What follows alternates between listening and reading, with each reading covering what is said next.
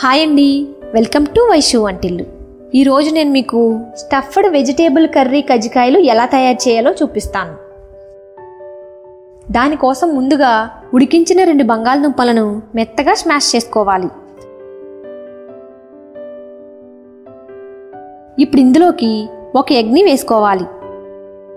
అలాగే ఇందులో 1/2 tea spoon మిరియాల పొడి, రుచికి సరిపడా ఉప్పు వేసి ఒకసారి బాగా మిక్స్ చేసుకోవాలి.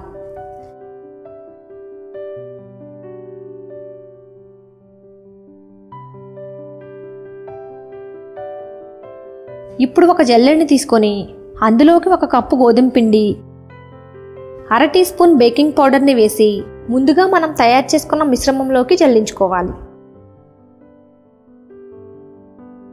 అలాగే సన్నగా కట్ చేసుకున్న కొత్తిమీరను వేసి ఒకసారి బాగా మిక్స్ చేసుకోవాలి.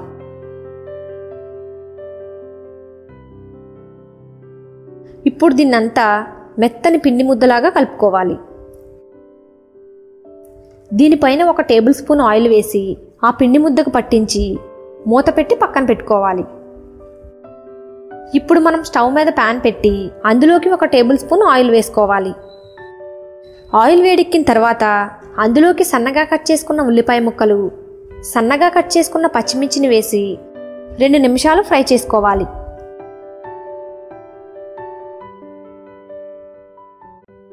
ఇవి కాస్త ఫ్రై అయిన తర్వాత ఇందులోకి సన్నగా కట్ చేసుకున్న 1/2 కప్పు క్యాబేజీ తురుము, 1 కప్పు క్యారెట్ తురుమును వేసుకొని వాటి పచ్చిదనం పోయే వరకు ఫ్రై చేసుకోవాలి.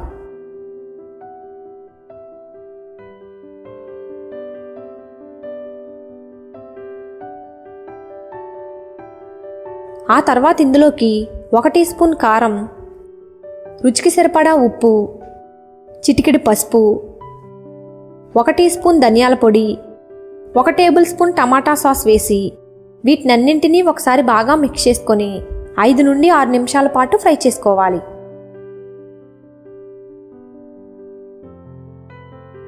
వాటిలో ఉన్న తడిదనం పోయి అదంతా దగ్గర పడిన తర్వాత ఇందులోకి సన్నగా కట్ చేసుకున్న కొత్తిమీరను వేసుకొని ఒకసారి బాగా మిక్స్ చేసుకొని స్టవ్ ఆఫ్ చేసి పక్కన పెట్టుకోవాలి.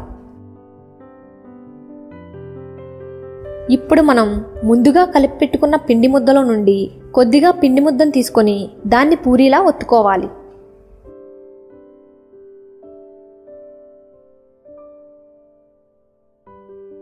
ఇప్పుడు ఇందులోకి మనం తయారు చేసి పెట్టుకున్న క్యాబేజీ క్యారెట్ మిశ్రమాన్ని మధ్యలో వేసుకోవాలి.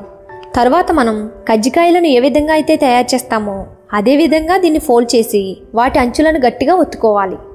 ఇలా ఫోర్క్తో ప్రెస్ చేస్తే అవి గట్టిగా అంటుకోవడమే కాకుండా ఒక డిజైన్ లాగా కూడా వస్తుంది. ఇలా అన్నింటినీ తయారు చేసి పక్కన పెట్టుకోవాలి.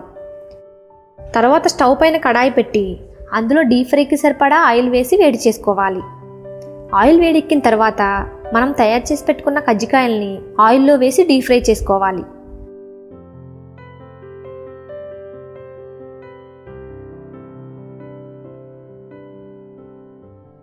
ఇలా 2 వైపులా తిప్పుకుంటూ ఇవి గోల్డెన్ బ్రౌన్ కలర్ వచ్చే వరకు వీటిని ఫ్రై చేసుకోవాలి. అంతేనండి, ఎంతో టేస్టీగా ఉండే స్టఫ్డ్ వెజిటేబుల్ కర్రీ కజ్జికాయలు రెడీ అయినట్లే. వీటిని ఇప్పుడు మీరు టమాటా కెచప్తో సర్వ్ చేసుకుంటే సరిపోతుంది. ఇవి చాలా టేస్టీగా ఉంటాయి కాబట్టి మీరు కూడా ఈ రెసిపీని తప్పకుండా ట్రై చేయండి. ఇది మీకు ఎలా వచ్చిందో కామెంట్ చేసి తెలియచేయండి. ఇలాంటి మంచి టేస్టీ రెసిపీస్ కోసం ఈ వీడియోని లైక్ చేసి మన ఛానల్కి సబ్స్క్రైబ్ చేసుకోండి. Thanks for watching.